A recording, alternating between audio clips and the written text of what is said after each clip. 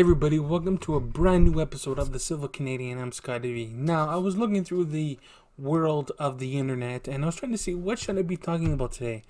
There was really nothing to catch my eye. So what I'm going to do is, because Venom recently came out, Venom came out last week. If you haven't seen my review, go check it out. It will be it will be tagged at the end of this video. And if you want a quick review, just head over to TikTok and I got my review on there as well. So, before I get on with today's video, make sure you hit that subscribe button and that like and that notification bell so you don't miss a thing. So, I'm going to be ranking the Spider-Man movies from worst to best. So, I have my list here, and then I'm going to give you a little bit of why I didn't like it, and then we'll keep on going up, okay? So, my number 8, it's going to be The Amazing Spider-Man 2. I did not like this movie.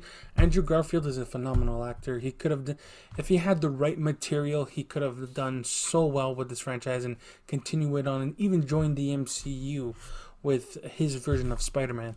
But it was because it was lazy writing and they were trying to shoehorn in so many of their heroes, and they're trying to build up the Sinister Six in this movie, and they were supposed to lead into Spider-Man 3 and The Amazing Spider-Man 4. It didn't work. And then the whole thing with his family coming in and his father and his parents and all this crap. It was a cool idea to introduce his parents in the first film, but not in this film. It was just too much things going on all at once. I don't blame Andrew Garfield, because you can tell he had so much passion for this character because he grew up liking Spider-Man. So it was just lazy writing, and Sony put the final scene of the movie in the trailers when he was fighting against the Rhino, which is total weird. I don't know why they would do that, but they've done it with Venom as well. So my next one up, number 7, is The Amazing Spider-Man, the first one. So basically, this is the reboot to Tobey Maguire's Spider-Man movie, which came out a few years before, because originally Spider-Man 4 with Tobey Maguire was supposed to come on 2011, but they had a year to do a new Spider-Man movie or they would have lost the rights to the character. Now, it was an interesting concept what they were trying to do with their parents. Very new story, and they were going Ultimate's route where they made the spider. Peter made the spider and they put his DNA in there. The problem with this film is Peter Parker is a nerdy kid. That's why I really enjoyed this character, because I was a nerdy kid. Like, people picked on me because I was not your average kid, right? People still pick on me. I freaking hear on YouTube, people pick on me all the time. But it doesn't bother me as much as it did back in the day. So I would always turn to Spider-Man. That's what made me like Spider-Man. But with this film, he was just that cool kid, like a cool skateboarder. Who the hell is that? I understand they're trying to go different. Andrew Garfield does look like the ultimate version of Peter Parker in some senses. Not all. Sometimes he just looks like an overgrown adult who failed high school and needed to go back and redo some courses. I don't know how the American system is to Canadian, but you fail, you have to retake the course. But anyways, the Lizard was a weak villain. Yeah, it was pretty cool. They tied him into his parents, and the Lizard design was weird because he usually has a snout, right? He was long mouth, but it was like humanoid. It was weird, and I don't know. CGI was alright, but like I said, the Lizard, poor writing, his just the cool kid. Peter Parker was the cool kid, and it was weird. I didn't understand what was going on with that. Alright, my number 6 is Spider-Man 3 with Tobey Maguire. When I was 14, I was 14 when this movie came on. I was super excited. I would tremble in my seat. Like, I was shaking throughout the movie. Like, I was so excited to see this movie because I love Spider-Man. It's a little bit lower for me on the list because, frankly, Sony does what Sony does well. Shoehorn in movies, characters in their movies. Sam Raimi did not want to include Venom. He just wanted to do New Goblin. I always get him confused with Hobgoblin. He wanted to do the New Goblin and Sandman, and it was pretty interesting to see that they kind of retconned the killing of Uncle Ben to, instead of that guy we got in the first film and throughout the series, it was Flint Marko, aka the Sandman, who ended up killing him, and he killed him by accident. He didn't purposely say, "Give me your car," and Uncle Ben was trying to tell him, you know what, don't do this, go back home. But I understand he was his daughter and he was trying to get money, and he shot him by accident, but Peter wasn't having it. A cool thing was the black suit. Boy, when Peter got that black symbiote, it was pretty awesome to see because it was our first live action of look at the symbiote suit, and when he put on that suit, he was vicious. Now we all remember this scene, right?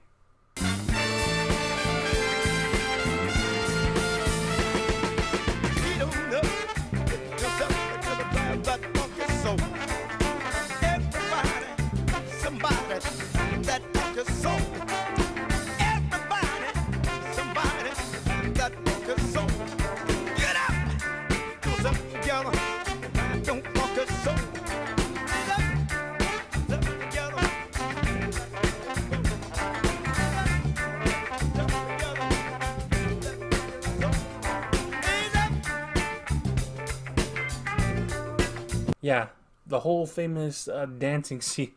I can't stop it. This movie is full of memes. I love it. It was pretty funny and it was weird. And when I was 14, I was like, yeah, why not? I'm gonna do that dancing move. Do do do do do do do do do do do. That was bad. But anyways, that was pretty funny. And at the end, the final fight was good.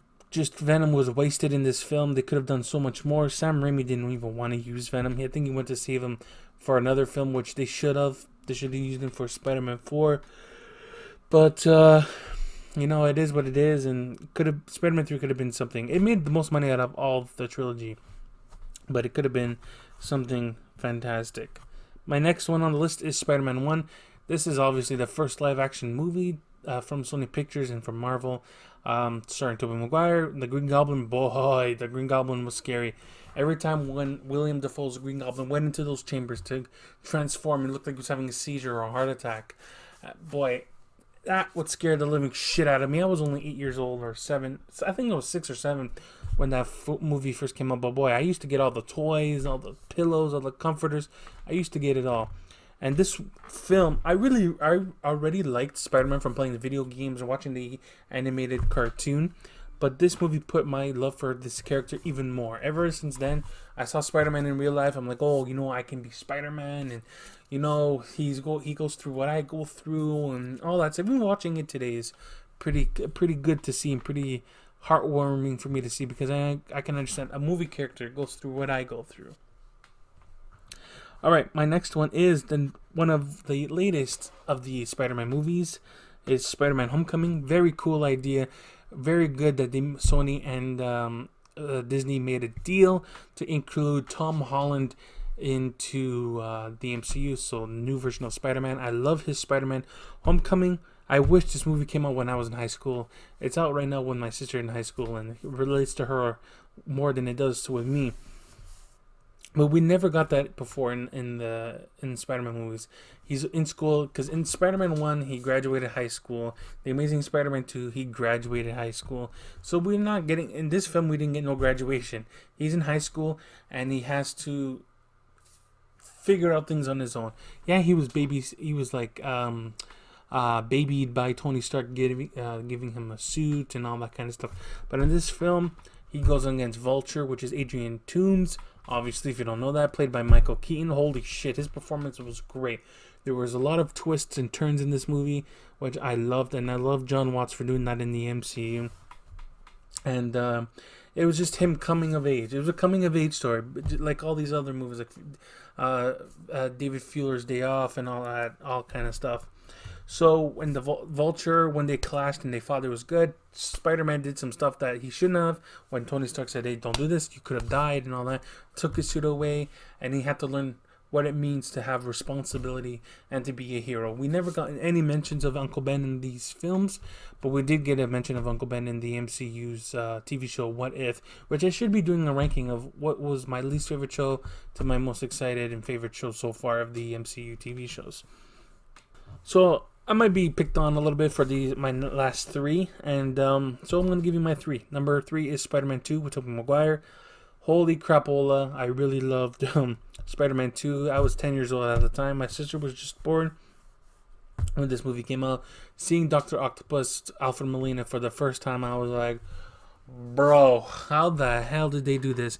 I'm very happy, very pleased with what they did with the MC or with Doctor Octopus in this movie. So, and the action was great, and the train scene was phenomenal. Like Sam Raimi and his choreographic team, man, they pulled it off, and I was very happy. And then the ending too, which was pretty funny. Oh, memes came out of that movie as well. And Peter Parker was going through stress, and when he goes through stress, he loses his powers, like his love, the crush he had on for a very long time, ended up getting engaged and getting married to somebody else. I can relate to that, and stress is bringing him down. Like he has to be at school. He's trying to live two lives, and he can't do it, and all that makes him lose his power. And that's where we get that subplot of Spider-Man No More, when he gives up being Spider-Man for a while, and then things are happening here and there, and then he slowly regains his powers back, and then he goes on and fights Dr. Octopus. And like I said, the train scene, the final scene, everything was great. The big twist, well, it wasn't a twist, it was in the trailers because Sony.